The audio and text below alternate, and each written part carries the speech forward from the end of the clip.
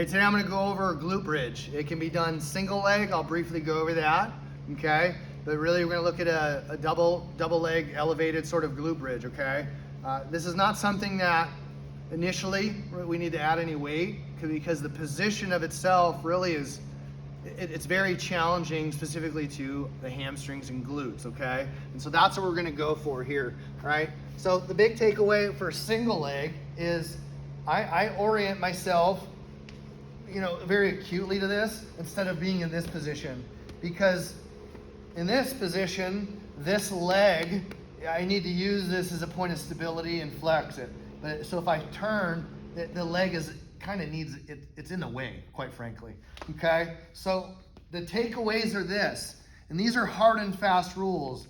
This is something that people typically breeze over, but it's the entire exercise.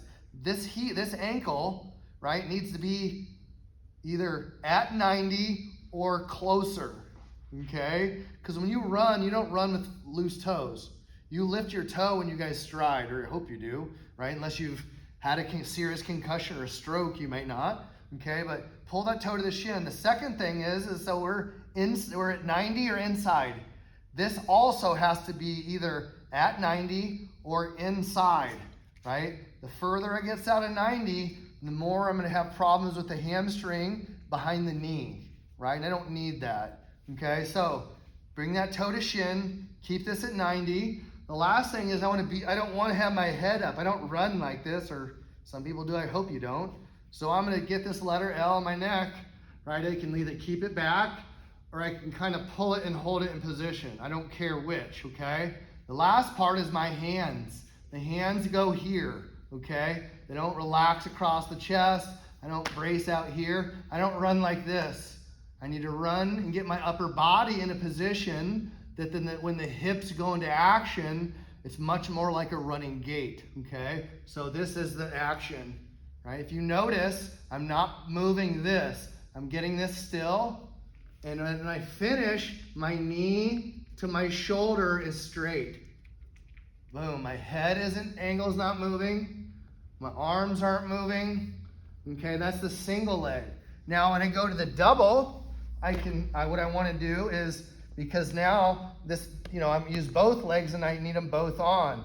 What I'm doing is still toes to shin, right? My knee angle is still inside 90 or at. Same idea, okay? I'm going to push and extend, straight line, knees to shoulders. Granted, my neck goes into a little bit of a torque, but you see I'm not moving my neck angle either, right? I can open my hips a little bit more. I can start manipulating my feet in a manner to engage more of my hamstring or less. Like I don't want them inside bracing. I need them open and stable, okay? I can add a little bit of arm English to help this if I need to, but I need to if I'm not getting to extension, what's the point? I have to get totally extended through that hip, okay? So give this a shot. This is not one that's meant to be done fast or quick.